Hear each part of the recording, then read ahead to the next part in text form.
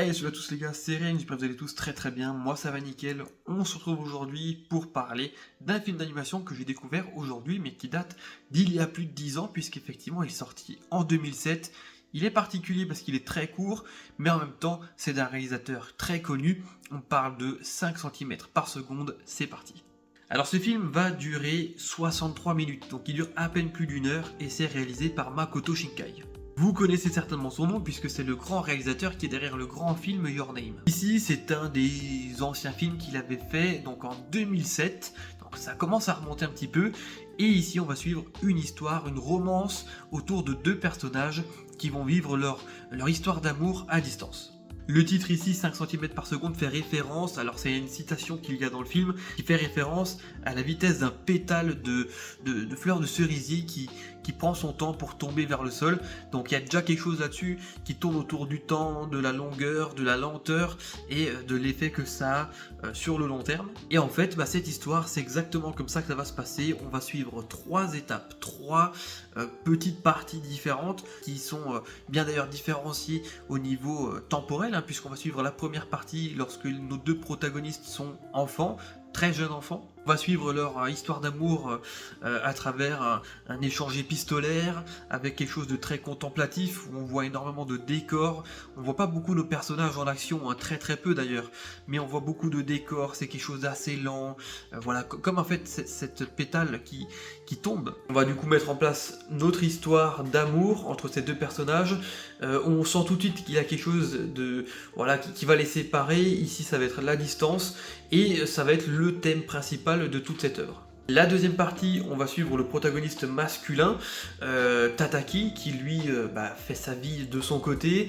Il va y avoir une autre personnage qui va être intégré à l'histoire, qui est aussi très intéressante, très touchante. On a la dernière partie, la partie finale, où on a nos deux protagonistes du début de l'histoire, qui sont maintenant à un âge adulte, et qui va un peu nous retracer leur vie à chacun, et voir un petit peu ce qui s'est passé avec la distance autour de leur amour, de leur relation. Alors c'est une œuvre assez poétique, franchement, au niveau de l'ambiance sonore, de la musique, des échanges épistolaires qu'il y a dans cette œuvre, aussi au niveau de tout ce que je vous disais, tous les paysages contemplatifs. Alors on a des cieux lumineux, nuageux, étoilés, on a aussi pas mal de paysages assez vastes, on a la mer, on a la neige dans des champs, tout ça c'est très poétique, il y a un côté très romantique d'ailleurs aussi. Nous, en tant que spectateurs, on est très touchés par le côté amour de jeunesse qui évolue dans le temps et pas forcément comme on le souhaiterait, forcément.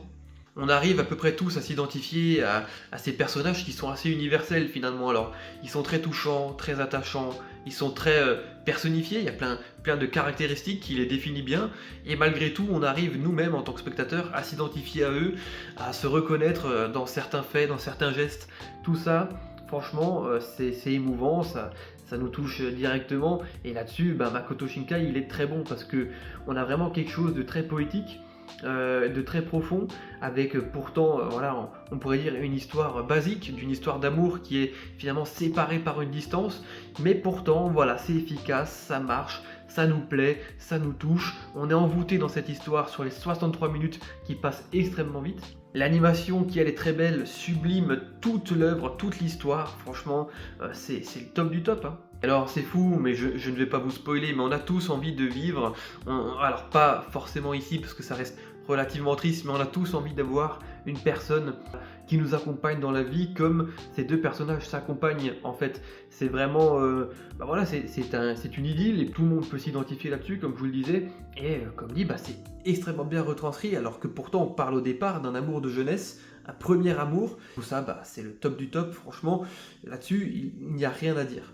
Et en plus de ce thème de l'amour qui est prédominant sur cette histoire, on a le thème du temps, de la distance, de l'âge, des évolutions un petit peu sociales de chacun de nos personnages. On a aussi tout le côté onirique autour du rêve et tout, il y a pas mal de choses.